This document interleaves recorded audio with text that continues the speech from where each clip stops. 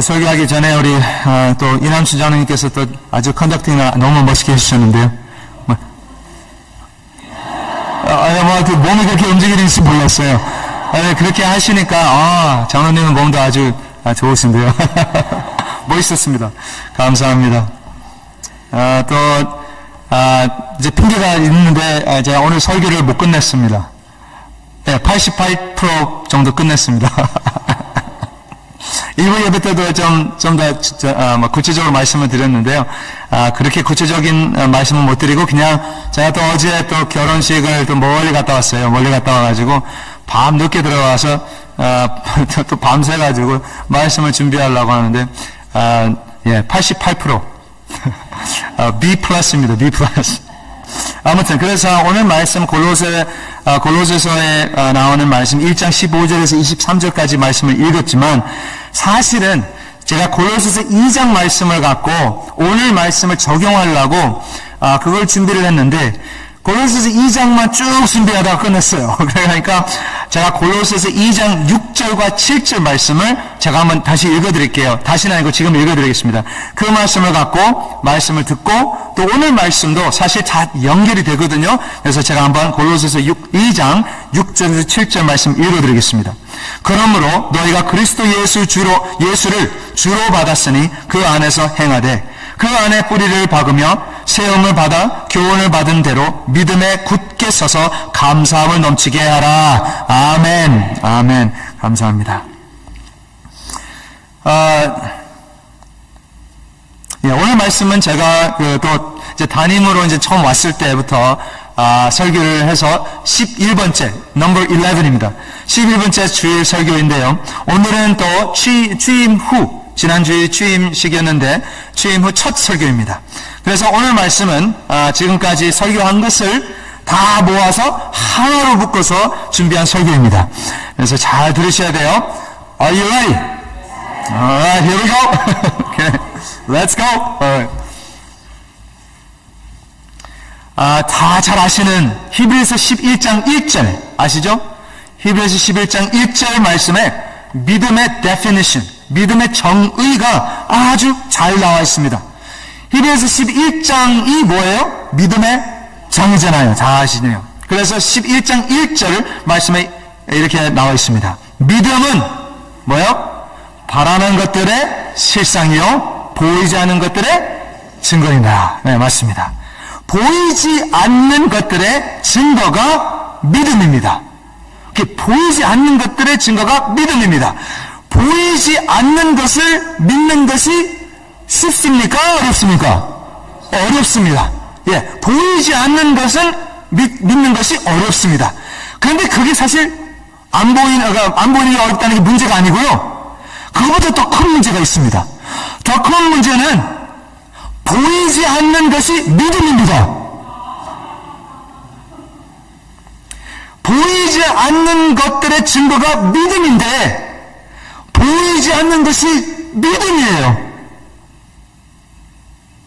우리는 믿는다고 하잖아요. 아멘? 믿습니까? 네, 우리 다 믿는다고 하잖아요. 우리 다 예수님을 믿는다고 하는데 믿음이 있다고 말을 하고 있는데 문제가 닥칠 때 어디로 갔어요? 믿음이. 고난이 다가왔을 때 믿음이 또 어디 갔어요? 사라졌어요. 믿음이.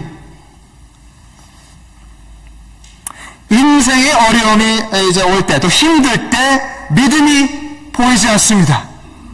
우리는 문제가 앞에 있으면 어떻게 하냐면 뒤로 물러섭니다. back down을 하게 됩니다.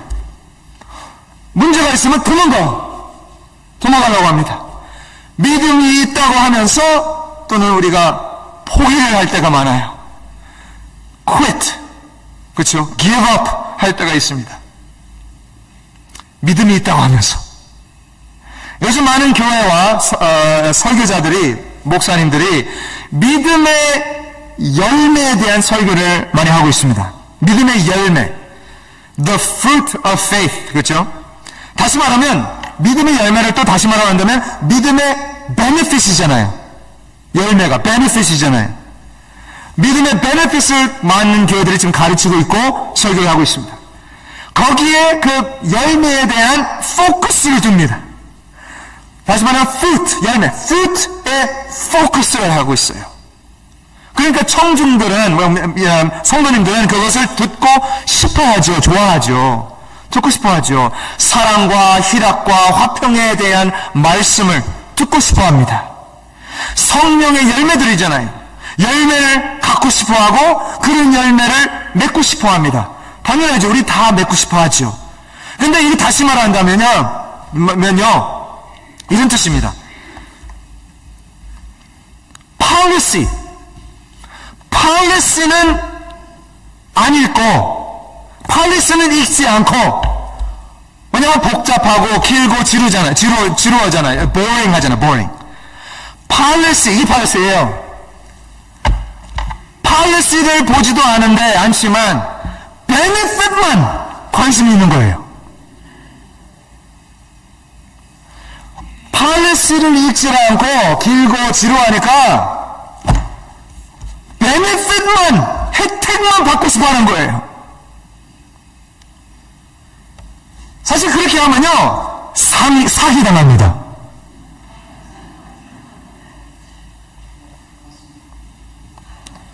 하나도 policy를 안 읽고 사인해요? 베네핏이 좋다고? 사기당합니다. 사꾼 목사들, 사기꾼 교회들, 그런 교회로 가면요, 좋은 말만 해요. 내가 듣고 싶은 말만 그 설교자가 하고 있어요. 그런 것만 듣고 집으로 돌아가는 겁니다. 문제는요, 교회에서는 열매를 외치고 있어요. 하나님의 말씀에 열매를 외치고 있는데 집으로 돌아가면 열매가 안 보입니다. 아니, 어떻게 된 거예요? 목사님이 열매 설교하는데 집에 가는데 열매가 안 보여요. 회사를 나가는데 열매가 없어요. 그럼 하나님이 거짓말 하신 건가요? 열매가 있다고 목사님이 설교하고 있는데 집에 가는 열매가 없습니다. 열매가 없는 이유는요, 말씀이 거짓말해서가 아닙니다. 아멘? 말씀이 거짓말하는 거예요? 하나님이 약속을 지키지 아니해서가 아닙니다. 그렇죠?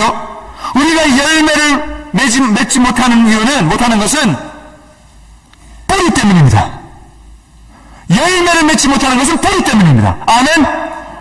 아직도 아멘이 아니죠? 잘 들으셔야 돼요. 뿌리 때문입니다.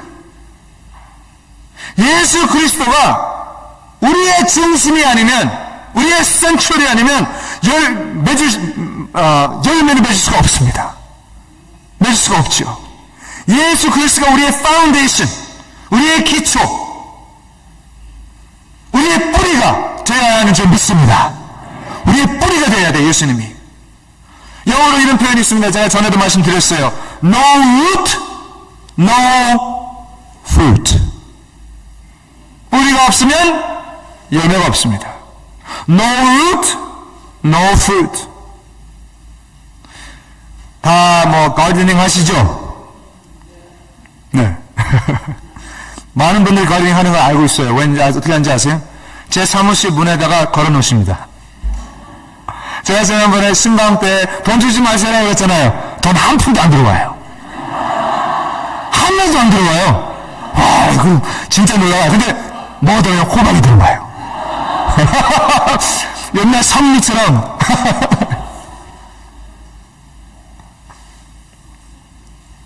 저는 가르데닝을 좋아하는 거 아시잖아요. 저도 가르데닝을 좋아해요. 가르데닝 하면서요, 많은 것을 깨닫게 되잖아요. 그렇죠? 제가 처음에 가르데닝 하는 방법을 배우면서 아버지한테 배웠는데요. 배우면서 많은 식물들이 많이 죽었습니다. 배우면서, 그러니까 죽죠. 근데 지금은 조금 잘해요. 잘해요. 제가 이 가르데닝도 하면서 보니까 식물이, 제가 틀렸으면 바로 말씀해 주세요. 식물이 뿌리가 아직 튼튼하지 않는 상태에서, 또는 뿌리가 아직도 디벨롭하고 있는 중에, 완전 디벨롭이 안 된 상태에서 물을 너무 많이 주면 죽습니다. 맞아요. 영어로는 그런 단어가 있는데 root rot입니다. root rot. 이게 뭐예요? 뿌리가 썩는 거예요. 물 때문에. 신기하죠? 물 때문에 썩는데요. 식물이. 이렇게. 또는 식물이 아직 뿌리가 완전히 디벨롭하지 않는 상태에서 햇빛을 너무 많이 주면 또 너무 일찍 주면 이파리는요 나와요. 햇빛이 보니까 이파리는 조금씩은 나오는데 그러나 뿌리가 약해서 어떻게 돼요? 그 식물이 타버립니다. 그냥 타버려요. 그냥 죽어요. 햇빛 때문에. 참 신기해요. 신기하잖아요. 물과 빛은 식물에게는 필수입니다.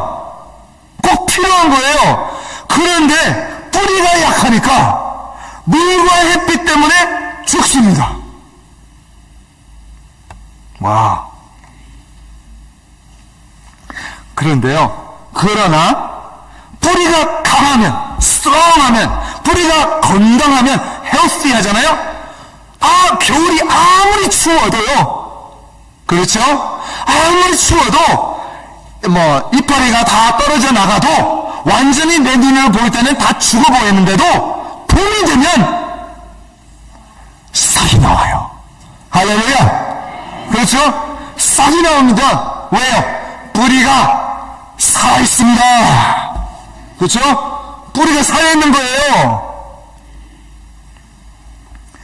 몇 년 전에 한 여름에 한 2주 동안 2weeks 동안 기록을 깰 만큼 아주 뜨거운 날들이 있었습니다. 아주 더웠어요.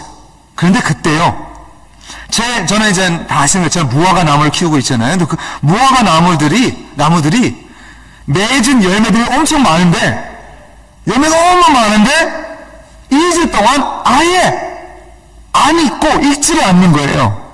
익지 않고 그리고 그냥 그 그린한 상태로 그냥 있는 겁니다.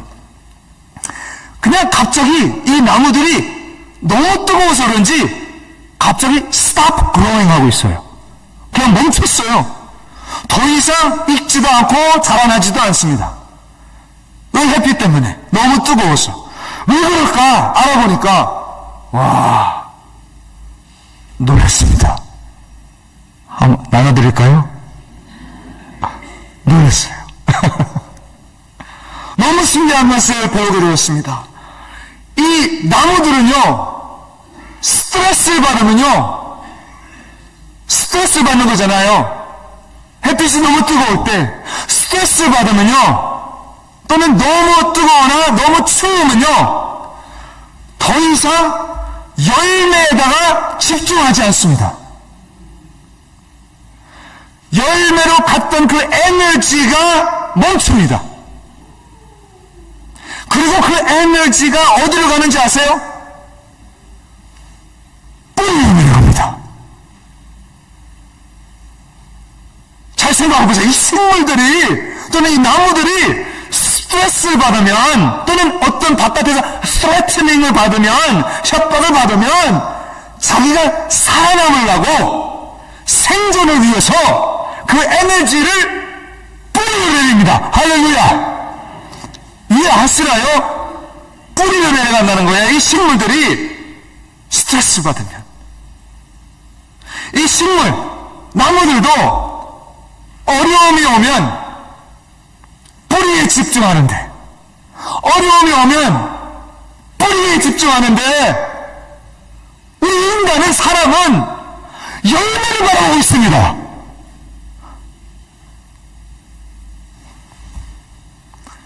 메마른, 다 말라버린 열매를, 없는 열매를 바라보고 있어요.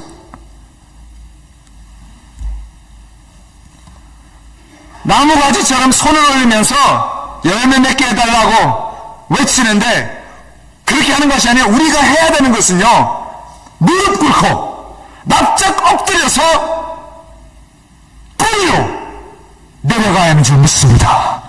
뿌리로 내려가야 돼요. 뿌리 일을 해야 됩니다. root work를 해야 돼요. 우리의 인생은, 우리의 삶 가운데 매 마를 때가 있습니다. 드라이할 때가 있어요. 햇빛이 아주 뜨거워서 그 뜨거운 느낌, 뜨겁게 느낄 때가 있죠. 그리고 어떤 때는요, 햇빛이 아니라 폭풍같이, 폭풍, 우리를 삼키려고, 물속으로 빠뜨리려고 드라운 할 때도 있잖아요, 우리 삶에. 그리고 어떤 때는 우리의 우리 뿌리가 건강하지 않으면 햇빛이 너무 뜨겁고 또는 폭풍 때문에 건강하지 않으면 어떻게 돼요? 죽습니다. 그러나 우리 뿌리가 건강하면, 그리스도 안에 뿌리를 내리면 그 뜨거운 햇빛이 또는 그 폭풍 같은 비가 더 이상 스트레스가 아니라, 더 이상 나에게는 문제가 아니라 베니핏이 되는 줄 믿습니다. 잘 생각해 보세요. 베니핏이 되잖아요. 물과 햇빛이 우리에게 블레싱이 됩니다. 축복이잖아요. 식물은, 나무는 물과 햇빛이 필요합니다. 열매를 맺기를 위해서는 물과 햇빛이 필수입니다. 물과 햇빛이 우리를 시험합니다. 우리를 테스팅을 하는 거예요. 우리의 시련이 되는 것입니다. 시련이 되죠. 그러나 우리가 그리스도 안에 뿌리를 내리면 그 물과 햇빛 때문에 살아나게 됩니다. 성경에서는 물을 말씀이라고 해요. 성경에서 또 빛을 말씀이라고 해요. 그래서 우리는 말씀을 읽고, 말씀을 보고, 말씀을 묵상하면 하나님이 자라나게 하시는 줄 믿습니다. 아멘. 하나님이 자라나게 하십니다. 하나님이 그 해를 악인과 선인에게 비추시며 비를 의로운 자와 불의한 자에게 내려주십니다. 마태복음 5장 45절 말씀에 악인은 물 때문에 썩고 햇빛 때문에 타버리지만 예수님 안에 뿌리를 내는 자는 자라나는 줄 믿습니다. 아멘. 열매를 맺는 줄 믿습니다. 그리스도 안에 있습니다.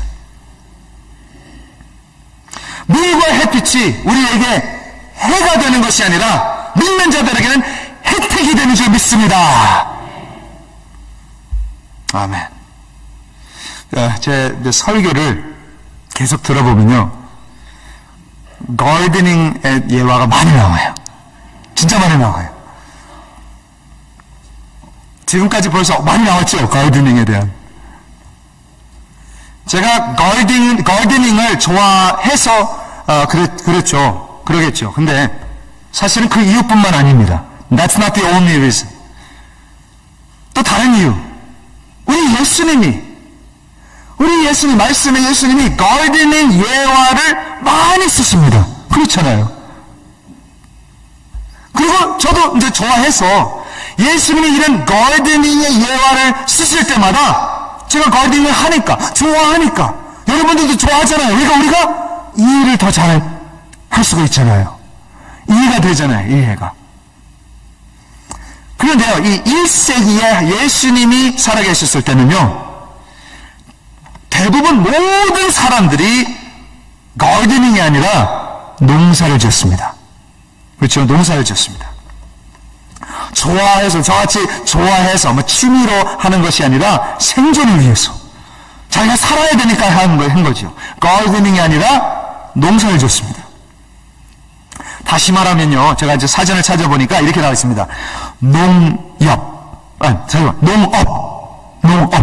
또는 농경. 맞나요? 농업, 농경. 이게 영어로 무슨 어떤 단어죠? 영어로? 혹시 아세요? 오케이. agriculture입니다. agriculture. 그거 꼭 기억하셔야 돼요. 오케이, agriculture. 오케이. 영어로는 agriculture. 이게 농업, 농경이 agriculture. 오케이. 당연히 대부분 사람들이 농사를 져서 이 agriculture의 예화를 많이 하나님께서 사용하셨는데, 제가 조금 더 이거에 대해서 조금 더 깊게 보니까 그 이유는 그냥 사람들이 그 agriculture, 농사를 하니까 하나님이 사용하셨다 보다 더 큰 이유가 있어요. 사실 제가 이것을 깨닫고 놀랐어요. 잘 들어보시기 바랍니다. 네. Are you ready? Okay. 네, 저 너무 exciting하지. 1부 때도 이랬어요. 오케이. agriculture라는 단어를 보니까 그 단어에 그 답이 다 있어요. agriculture의 그 단어에 답이 있어요. 자, 보세요. agriculture라는 단어는 복합어예요. 또는 합성어입니다. 합성어. compound word이에요. 두 단어를 합성한 거죠. 오케이? 이 두 단어는, 합성한 단어가 agro와 culture예요. 두 단어입니다. agro라는 뜻은 뭐냐면요, 땅이라는 뜻입니다. agro, 땅.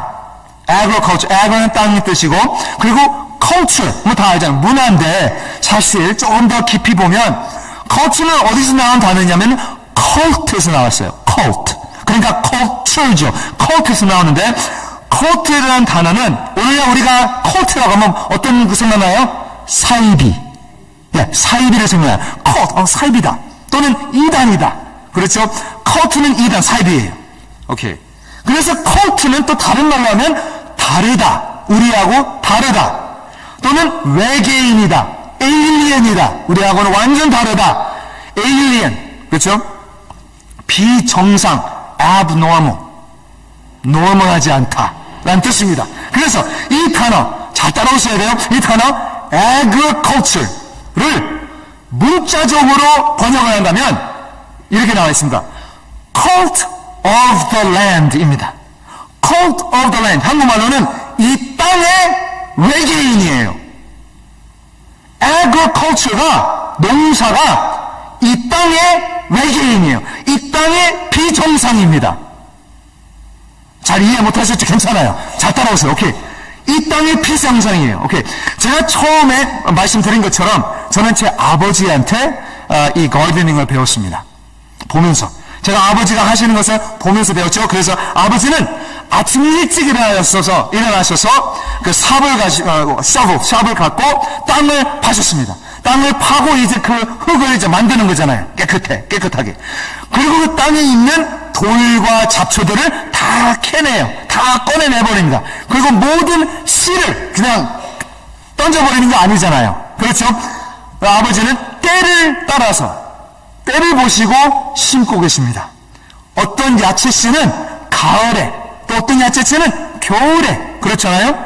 또는 어떤 씨는 봄에 심어야 되고, 그리고 어떤 씨들은 물을 많이 줘야 되는 그런 식물들이 있고, 또 어떤 거는 덜 줘도 괜찮은 거, 또 어떤 거는 햇빛을 많이 봐야 되는 것이 있고, 덜 봐야 될 것도 있습니다. 와, 진짜 복잡해요! 우리는요, 제가 살던 그 시카고의 그 집이 그렇게 큰 집은 아니었어요. 아주 자그마한 집이었는데, 바로 뒤에다가 가르데닝을 하셨어요. 아버지가. 자그마한 가르데닝이에요. 그런데 할 일이 조그마한데도 너무너무 많아요. 그렇죠? 할 일이 너무너무 많습니다. 그런데요, 저는 이렇게 생각해요. 아버지가 왜 이렇게 많은 일을 해야 됐나요? 왜 이런 많은 일들을 해야 돼요? 답은요, 땅에 외계인이니까.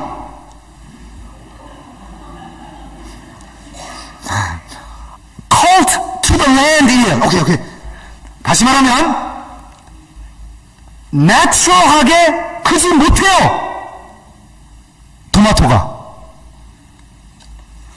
normal하지 않습니다, 이것이. 이단처럼, 사이비처럼 이상한 거예요.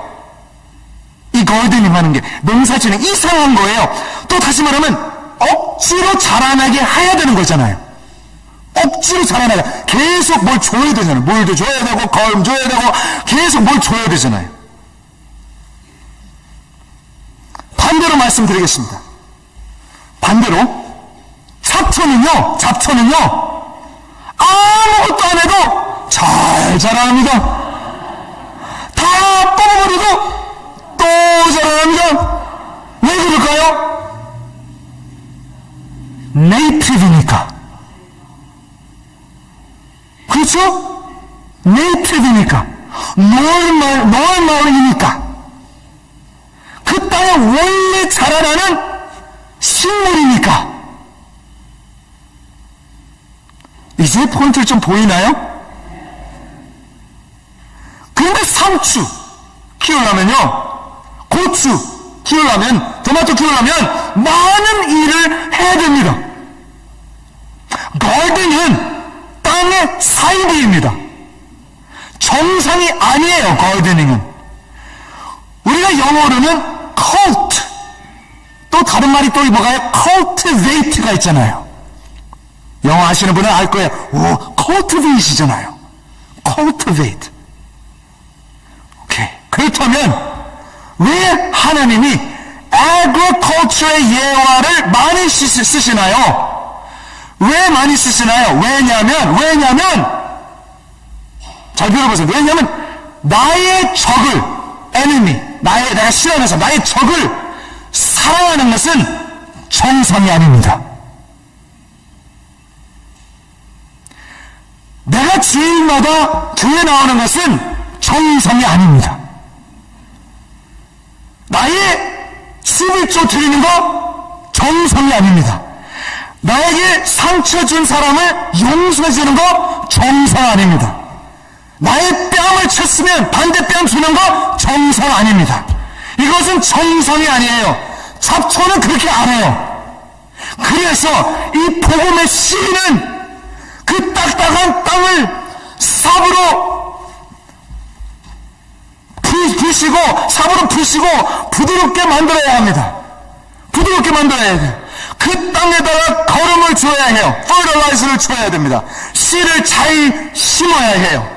다시 말하면 아주 우리 하나님은 의도적 있게, 그러니까 purposeful, 의도적으로 목적을 가지시고 purposefully 희망을 갖고 이 씨를 심은 것을 믿습니다. 우리의 마음에 외계인이 들어왔어요. 용서함은 내추럴하지 않습니다. 눈에 눈, 이에 이가 우리에게는 내추럴한 거예요. 남이 나를 아프게 했으면 그 사람은 복수하는 거예요. 눈에 눈, 이에 이도 잘못됐어요. 눈에 눈에 이해가 아니고 이해는 둥둥 빼줘야 돼. 그게 진짜 우리의 마음이에요. 그렇죠? 죄인이니까 복수하는 거예요. 그게 내추럴이에요. 그러나 우리 하나님은 하늘문을 뚫고 이 타락한 땅으로 오셨잖아요. 이 마음의 땅을 주님의 삽으로, 삽질은 잘못 말이죠. 틀린 말이죠. 삽으로 지금 깨부수고 있습니다. 우리 마음을. 모든 잡초와 모든 돌멩이들이 다 하나님께서, 예수님이 지금 다 캐내고 있어요. 다 버리고 있습니다. 얼마나 문제가 많아요. 그 복음의 씨가 건강한 뿌리를 내리기를 위해서 하시는 줄 믿습니다. 이것을 신학적으로 말하면 성화라고 부릅니다. sanctification이에요. 예수님처럼 닮아가고 있는 것입니다. 우리 예수님이 지금 우리의 마음을 새롭게 하고 계시는 겁니다. 새롭게. 많은 먼지와 수년 동안 우리가 우리 마음속에 다 몰래 비밀로 다 담겨놓은 거를, 다 묻어버린 거를 예수님께서 지금 삽을 갖고 그냥 다 파버리고 있어요. 얼마나 아파요.